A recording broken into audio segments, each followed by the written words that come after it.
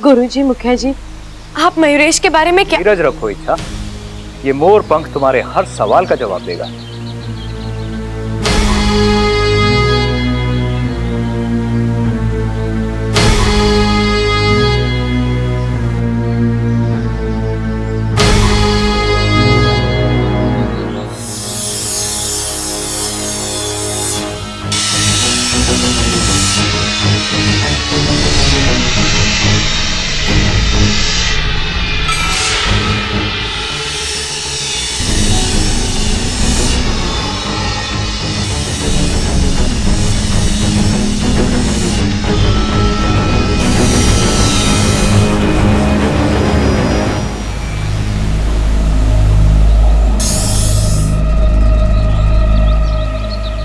मोर और मोरनी का एक बड़ा प्यारा सा जोड़ा था।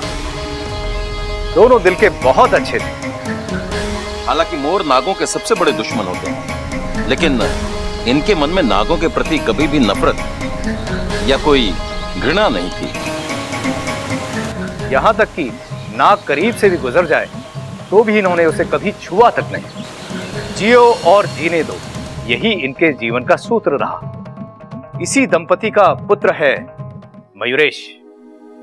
इकलौता बेटा मयूरेश जाहिर है माँ बाप का लाडला था। इधर बेटे ने मांग की नहीं, उधर माँ बाप तुरंत पूरा कर देते। नतीजा वही हुआ जो होना था। मयूरेश कमाल का जिद्दी बन गया। उसकी ना सुनने की आदत जाती रही। मयूरेश की एक ही धारणा थी कि जो चीज दिल को अच्छी लगे उसे हासिल करना है, चाहे उसके लिए जान देनी पड़े या जान देनी पड़े। जिस बात के लिए उसे मना किया जाए जानबूझकर वो वही करता था। एक दिन माँ बाप ने उसे नागिस्तान जाने से मना किया। जिद्दी मयूरेश नागिस्तान पहुंच गया और वहां उसकी नजर हमारी इच्छा पर पड़ी। पर गुरुजी, उसने मेरी इच्छा को देखा कहां? यही नागिस्तान के आसपास के जंगलों में। इच्छा, पकड़ो इच्छा, पकड़ो पकड़ो पकड़ो। मुझे भी, मुझे भी।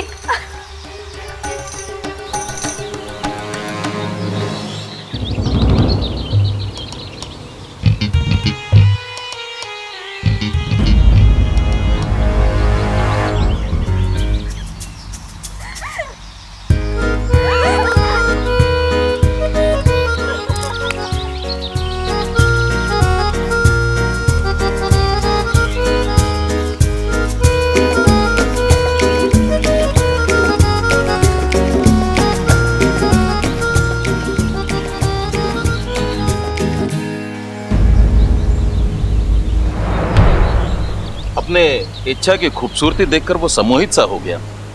अब दिन रात उसके ख्यालों में सिर्फ इच्छा आने लगी। उस दिन जब तुम सब चंद्रमोहन तालाब के किनारे बैठकर आपस में बातें कर रही थी,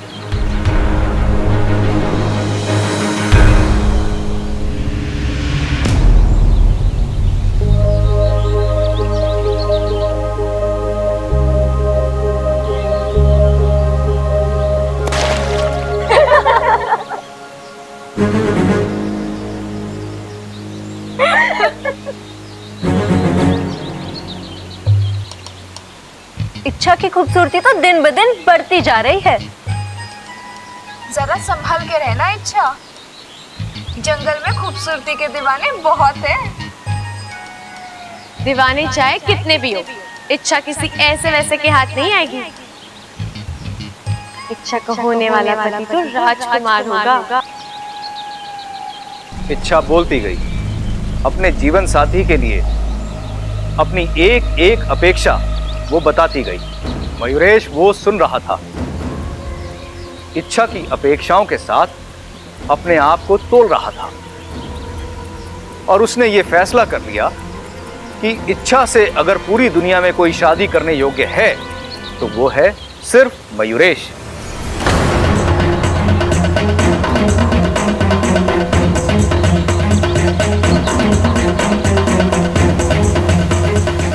अब मयूरेश इच्छा से मिलने का, उससे बात करने का मौका ढूंढने लगा, लेकिन वो मौका उसे मिला नहीं।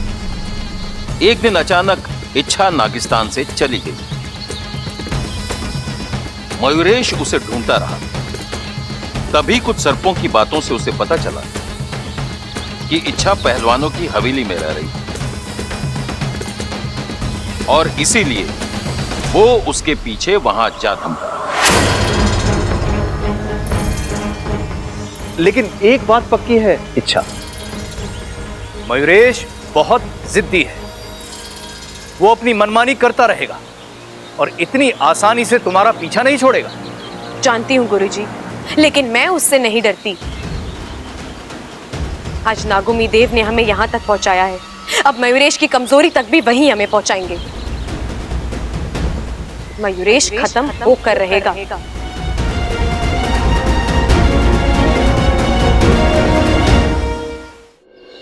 अरे क्या बात है दादी, मयूरेश ने क्यों बुलाया हमें यहाँ? अरे मने के पता, मैं भी तो अभी आई हूँ। शादी के बारे में बात करनी होगी उसे। अरे हाँ दादी, बिल्कुल सही बोल रहे तू। आजकल शादी ब्याह का बड़ा जोर है हरियाणा में। एक मुझे छोड़ के बाकी सभी की हो रही है। दादी, वैसे ये मयूरेश कौन है? अरे वो तेरे अम्मा के फुफेरे भाई की मौसेरी नाती है ना, उसका चचेरा भाई है यो। ओ, मतलब बड़ा करीबी रिश्ता है। फिर तो ठीक है। ये भाई साहब कौन है?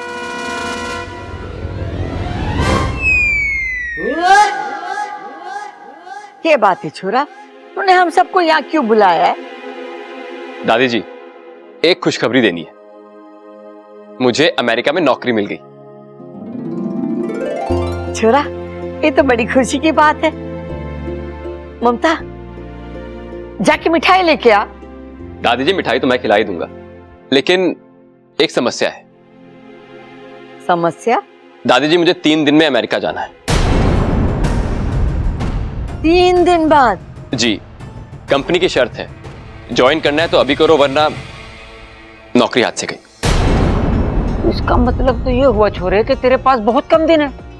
जी अंकल जी, इसीलिए मैं सोच रहा था कि अगर जाने से पहले मेरी और इच्छा की शादी हो जाए तो।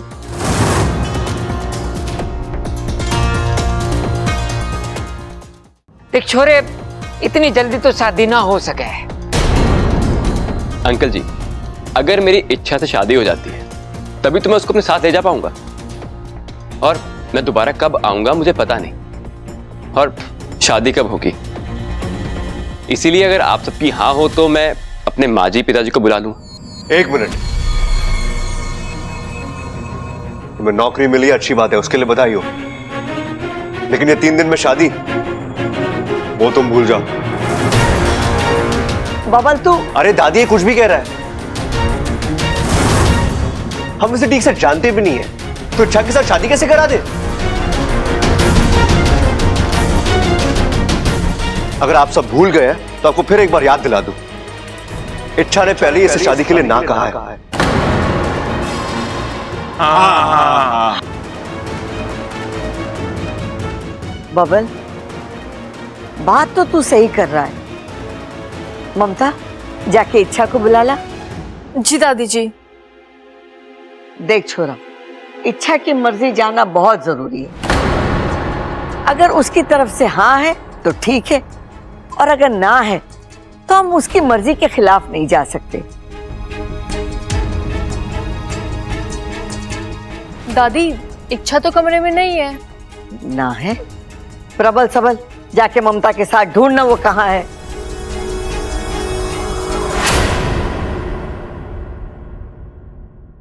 इच्छा!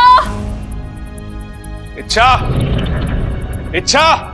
अरे इच्छा! अरे कहाँ है तू? अरे भाई, कहीं दिखी इच्छा? अरे ना, बरामदे में तो है ना। छत पर भी देखा, छत पर भी नहीं है। ऊपर से लेकर नीचे तक पूरा घर छान मारा, कहीं ना है वो। अरे कहाँ चली गई है छोरी? दादी, पूरा घर छान मारा, इच्छा कहीं ना मिली। कहाँ गई होगी? हाँ दादी जी, वो जहाँ जहाँ हो सकती थी हर जगह देख लिया। ओ, कहीं घर छोड़ के भाग तो ना गई वो? सबल, अरे हाँ दादी, उसे बीच बीच में घर छोड़ के जाने के ना दौरे पड़ते हैं, इसलिए मैंने सोचा कि कहीं वो चुप कर बावले, यही कहीं होगी। अचानक कहाँ जा सकती है इच्छा? कहीं मुझसे डरकर? इच्छा तुम कहीं भी जाओ, मुझसे छुपकर रह नहीं पाओगी। इस परिवार की किसी एक की चीख तुम्हें वापस लाने के लिए काफी है। पहला निशाना बब्बर। ये लो, आ गई। छोरी तू कहाँ चली जाती? कब से तुझे ढूंढ रहे थे। वो दादी, मैं कुछ अपने जरूरी काम से बाहर गई थी। आपको मुझसे कुछ काम था? ना ना छोरी, मने काम ना था, मयूरेश को काम था। देख छोरी, इसे नौकरी मिली है परदेश में और इसे इसी हफ्ते अमेरिका जाना है और ये चाहता है कि जाने से पहले तेरे साथ शादी हो जाए ताकि वो तुझे भी अपने साथ ले जाए। अब तू बता छोरी, तेरी क्या मर्जी है? तू ये शादी के लिए राजी है या नहीं?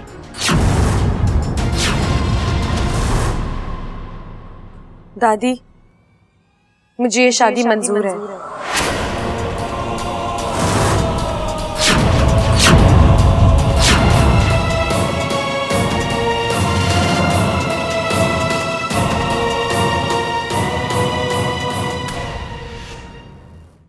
छोरी ने हाँ कर दी है, अब शादी की तैयारियां शुरू करो। याद रखना, सिर्फ 3 दिन है हमारे पास।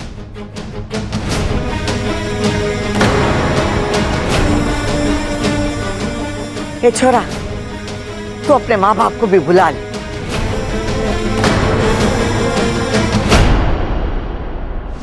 इच्छा, ये सब क्या है?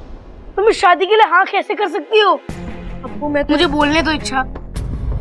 मैं जानता हूँ तुम बब्बर चाचू से बहुत प्यार करती हो। तुम और वो एक दूसरे के लिए ही बने हैं। तुम दोनों किसी और के साथ खुश नहीं रह सकते। फिर तुम। अब्बू, मेरी मजबूरी है।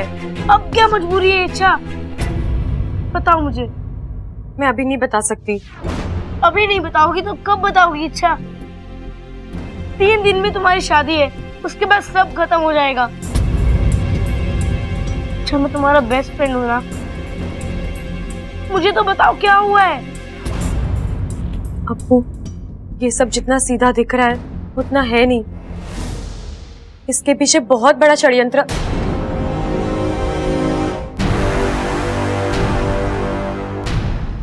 अब्बू, मैं तुझसे बाद में बात करती हूँ, ठीक है? तू अभी जा।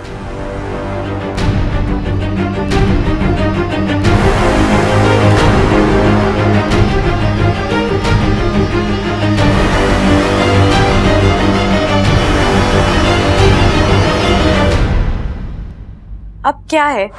अब तो मैंने शादी के लिए हाँ कर दी है। वही तो, जो लड़की कल तक शादी के नाम पे भड़कती थी वो आज अचानक शादी के लिए हाँ बोल दे। ये बिन मौसम की बरसात कैसे हो गई? मोरपंख याद है जो हमने चुराया था? ये सब उसी का कमाल है। मयूरेश, मैं तो पहले से यही कह रही थी कि मुझे शादी से प्रॉब्लम नहीं है। मुझे तो बस तुम्हें जानना है। अब मैं जान गई, इसलिए मैंने शादी के लिए हाँ कह दी। ऐसा क्या जान लिया तुमने मेरे बारे में? सब कुछ। तुम्हारा प्यार, तुम्हारे जज्बात, मुझे पाने का तुम्हारा ये जुनून, किस तरह तुम अपनी जान जोखिम में डालकर मेरी एक झलक पाने के लिए नागिस्तान आया करते थे। अब तो मुझे पूरा यकीन हो गया है कि तुमसे ज्यादा प्यार करने वाला मुझे और कोई मिल ही नहीं सकता। इसलिए ना कहने की गुंजाइश ही नहीं थी। और वैसे भी तुम इतने जिद्दी हो, जो चाहते हो वह हासिल करके ही रहते हो। मैं भला कब तक भागती तुमसे? बस यही वजह है शादी के लिए हाँ कहने की? बिल्कुल। अब मेरे दिल में कोई शंका, कोई सवाल नहीं है। मैं दिल से शादी के लिए तैयार हूँ। लेकिन बस एक समस्या है मयूरेश। कैसी समस्या? तुम मोर, मैं नागिन, हमारी शादी कैसे हो सकती है? शादी एक मोर और एक नागिन की नहीं, तो इंसानों की। मतलब ये कि शादी में अभी 3 दिन बाकी, उससे पहले मैं मोर से इंसान बन जाऊंगा और तुम्हें भी बना। कैसे? अगले 2 दिनों में मनुष्य आत्मीकरण की विधि संपन्न हो, जो हमें हमारी योनि से मुक्त करा के हमें मनुष्य योनि में प्रवेश दिलवाए, और उसके बाद हम आम इंसानों की तरह जिएंगे, अपने घर और अपनी गृहस्थी के साथ।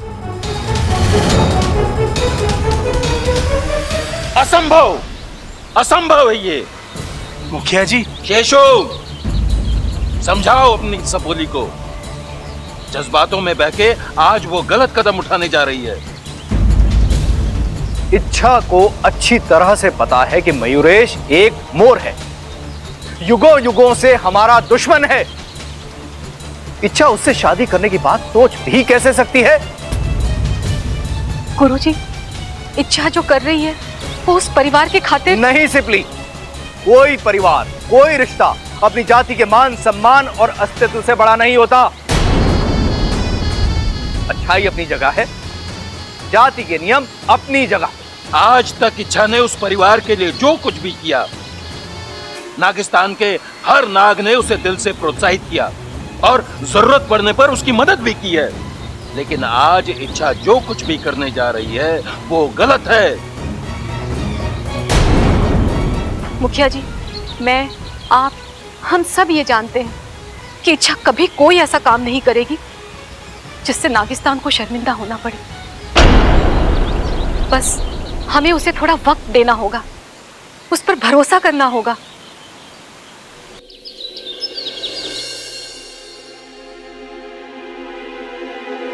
इतनी भी क्या जल्दी है? मुबारकबाद तो लेती जाओ।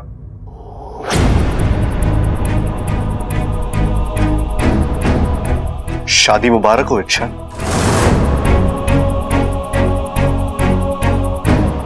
ऐसा ही होता है जब हम अपने दिल के खिलाफ जाकर फैसला करते हैं तो उन फैसलों को खुलकर जी भी नहीं पाते। मना किया था ना मैंने हाँ करने के लिए, तो फिर तुमने शादी के लिए हाँ क्यों कहा? ना करने की कोई वजह ही नहीं थी। मयूरेश अच्छा लड़का है, पढ़ा लिखा है, सुलझा हुआ है, मुझे चाहता है, फिर मैं उसे। लेकिन मैंने मना करने के बावजूद तुमने। प्लीज, जिंदगी मेरी है, मर्जी मेरी है, मैं चाहे जो फैसला करूं, आपको मुझे रोकने का कोई अधिकार नहीं। अधिकार है मुझे, क्योंकि मैं तुमसे प्यार करता हूं और ये भी जानता हूं कि तुम भी मुझसे उतना ही प्यार करती हो।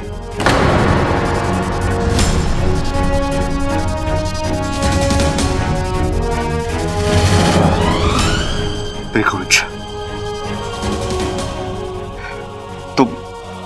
तुम ये सब बंद कर दो। हाँ, मुझे नहीं पता तुम ये सब क्यों कर रही हो, लेकिन तुम्हारा ये खेल मेरी जान ले लेगा। प्लीज। बबल जी, मैं लाख बार आपसे कह चुकी हूँ, मैं आपसे प्यार नहीं करती। फिर भी अगर आपको कल्पनाओं में जीना है तो ठीक है, वो आपकी मर्जी है। मेरे लिए तो अब एक ही हकीकत है, मैंने मयूरेश को हाँ कर दी है और मैं उससे शादी कर रही हूँ।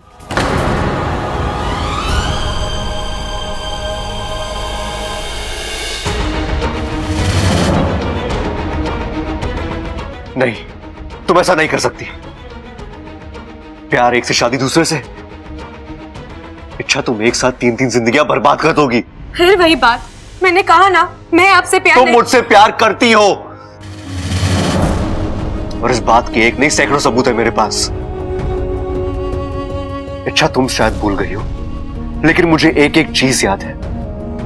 जब तुम इस घर में आई थी, कैसे तुमने मुझे। बचपना था, कुछ पलों के लिए मुझे गलतफहमी हो गई थी कि आप मेरा प्यार है, लेकिन अब मुझे ऐसा नहीं लगता। आप में और मुझ में, हमारी सोच में, हमारे रहन सहन में बहुत फर्क है। हम दोनों एक दूसरे के लिए नहीं बने हैं बब्बल जी, ये बात मैंने स्वीकार कर ली है, और जितनी जल्दी आप इस बात को स्वीकार कर लें आपके लिए सही होगा।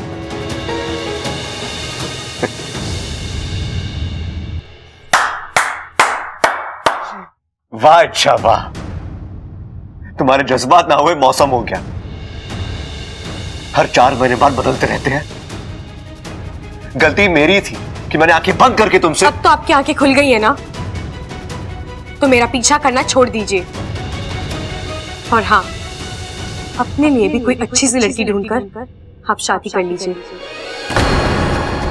मुझे यकीन है आपको मुझसे बेहतर लड़की मिल जाएगी। अपनी राय के लिए बहुत बहुत शुक्रिया, लेकिन आज एक बात साफ हो गई।